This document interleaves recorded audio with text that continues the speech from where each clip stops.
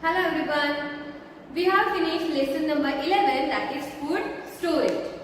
Now we are going to learn our next lesson, that is lesson number 13, that is types of cloth. Okay. So whatever the instruction about the reduced syllabus that you will get through the notices. Okay. So 11 then 13 is the second lesson of your term 2. Okay. So write down the lesson name, lesson number 13, types of clothes. Okay. Then open your notebook. As usual, write aim and the keywords properly and in good handwriting. So two things we are going to learn in this session. First one is that name two main types of fiber. Okay. In third standard already we have discussed about this. Okay, fibers, fabric. Okay, then we have removed that fibers from that small pieces that we have brought. So this lesson is same as that, but only one thing that you are going to learn new, that is the steps that involve in the fabric production. So that we will discuss in next session. Now the introduction part is there. The basic things we are going to learn. See the next aim, that is describe the source of cotton fibers. So I think you know that, but still we are going to learn. Then keyword silk, fibers, jute, fleece. Fleece means hair. Okay. So in bracket write down fleece, hair, H-A-I-R, hair. Then nylon, artificial, synthetic and rayon. Now take the screenshot. 1, 2, 3, 4 and 5. Okay. So write down the aim and keywords in your notebook properly. So open your textbook first. We will read the I think part and then we will start our introduction. Elena got a beautiful silk frock as a birthday gift from her aunt. It was soft and smooth to touch. She wondered why the clothes we wear looked and feel different, why some clothes were rough while some others were smooth. Okay, so we have also observed that there are different kinds of clothes, different kinds of fabrics. Yes, your fathers are wearing shirt and pants, then your mother is wearing sari, then dresses, you are wearing frocks and all. So there are different types of clothes, and that clothes are made up of different fabrics. Correct? And that's why all the clothes are showing different properties. For example, some clothes are very smooth to touch, but some are very rough. Some are very bright in color, some are black and white in color. Okay, so there are different properties of clothes. But what are the sources of clothes that we are going to learn? First, we will learn about the fibers. Okay, your fabric or your clothes. We will take the example of shirt. Your shirt is made up of a piece of fabric. That fabric is made up of yarn, and that yarn is made up of fibers. So what is that cycle? See, I will write here. First, there are fibers. Okay. What is that fibers? We will see. Then that fibers are joined together, horizontal and vertical, and then there is a yarn. Then from the yarn we get fabric, and from fabric we are making the different kinds of clothes. So write this in your notebook. Okay.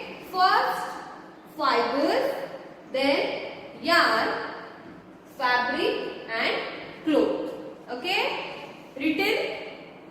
Now, what are the fibers? So, you can see here, see, the thread-like structures are there. Can you see that? See, the thread-like structures. Okay, so that structure is known as your fibers.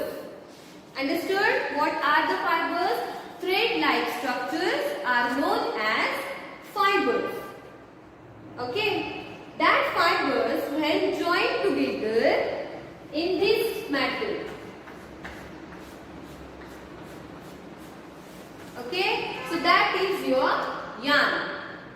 Then from that yarn we make a fabric, and from that fabric, okay, see, we are taking the dress material and then we are giving that dress material to the tailor to make a dress.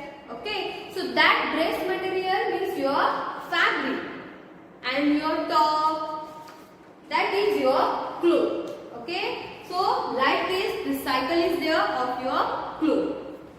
Now we are going to learn that from where we are getting these fibers. Okay, but understood this cycle? Now we will learn about the sources of fibers. Okay, see, I have written here fibers. So mainly there are two types of or two sources of fibers, main, natural and artificial. Now natural means what? The fibers present naturally are known as natural fibers. Okay, you have to learn the definition of each and every term. Okay, if in question paper there is a question that define a natural fiber. So what you have to write? Fibers that we get from nature are known as natural fibers. Understood? And what about the artificial? We are getting that fibers from nature? No. When the fibers we take from the factory, means the man-made fibers are known as the artificial fibers. Means we are making that fibers. We are not getting that fibers naturally. We have to make that fibers. So that are artificial fibers or man-made fibers. Understood? Yes. Then that natural fibers. Okay, as I have said that natural fibers means from nature we are taking. But from what? Nature is made up of, means there are many things present in the nature. Houses, buildings, plants, animals, plastics, many things are present. But from plants and animals, we are taking the fibers that are your natural sources. Okay, what are the natural sources of fibers? Plants and animals. But not all plants we are using for fibers. Okay, two main plants are there, that is cotton and jute. These are the natural plant fibers. What? Cotton and jute. That cotton we get from the cotton plants.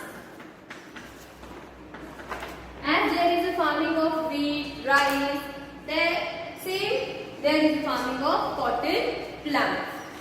About the cotton plants and jute, we will learn in the next session in detail.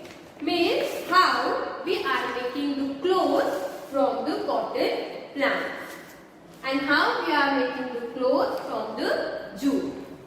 Okay, so in this lesson we are going to learn in detail about the natural fibers, mainly about the plant fibers.